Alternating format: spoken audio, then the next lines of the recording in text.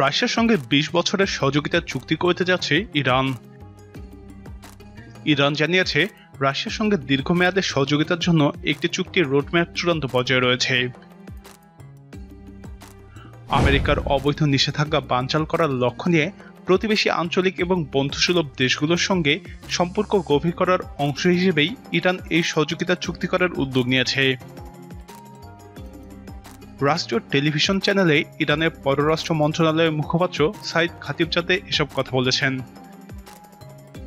তিনি প্রতিবেশী আরও কয়েকটি দেশের সঙ্গে এ ধরনের চুক্তির ইঙ্গিত দিয়েছেন। এ মাসেই ইরান সফরের কথা রয়েছে তুরস্কের প্রেসিডেন্ট এরদোগানেরও। গত মাসে ইরানের প্রেসিডেন্ট ইব্রাহিম রাইসি রাশিয়ার প্রেসিডেন্ট ভ্লাদিমির পুতিনকে বলেছিলেন যে দুই দেশের মধ্যে দীর্ঘমেয়াদী সহযোগিতার জন্য পূর্ণাঙ্গ চুক্তি চূড়ান্ত করতে ইরান প্রস্তুত রয়েছে। জবাবে পুতিন ইরানের রোডম্যাপকে স্বাগত জানিয়ে বলেছিলেন, যত তাড়াতাড়ি সম্ভব আমরা এই চুক্তি চূড়ান্ত এবং বাস্তবায়ন করতে প্রস্তুত। সম্ভাব্য চুক্তি সম্পর্কে খাতিবজাদে বলেন, চীনের সঙ্গে যেভাবে ২৫ বছর মেয়াদী চুক্তি করা হয়েছে, প্রতিবেশী দেশগুলোর সঙ্গেও তেমনি চুক্তি করার জন্য মন্ত্রিসভার অনুমতি নিয়ে আমরা আলোচনা শুরু করব। ২০১৮ সালে মার্কিন সরকার পরমাণু সমঝোতা থেকে বেরিয়ে যাওয়ার পর ইরানের অর্থনীতি ধ্বংস করার জন্য সর্বাত্মক প্রচেষ্টা চালায় এবং কঠোর নিষেধাজ্ঞা আরোপ করে। ওই নিষেধাজ্ঞা অকার্যকর করার জন্য ইরানের সর্বোচ্চ নেতা প্রয়োজনীয় ব্যবস্থা গ্রহণের কথা বলেছেন। এর আওতায় ইরান পূর্বমুখী অর্থনৈতিক নীতি গ্রহণ করেছে। প্রতিবেশী এবং এশিয়ার দেশগুলোর সঙ্গে সম্পর্ক বাড়ানোর উদ্যোগ নিয়েছে। মধ্যপ্রাচ্যে ইরান এবং রাশিয়া একসাথে আমেরিকা এবং পশ্চিমা বিরোধী প্রক্সি যুদ্ধ চালাচ্ছে।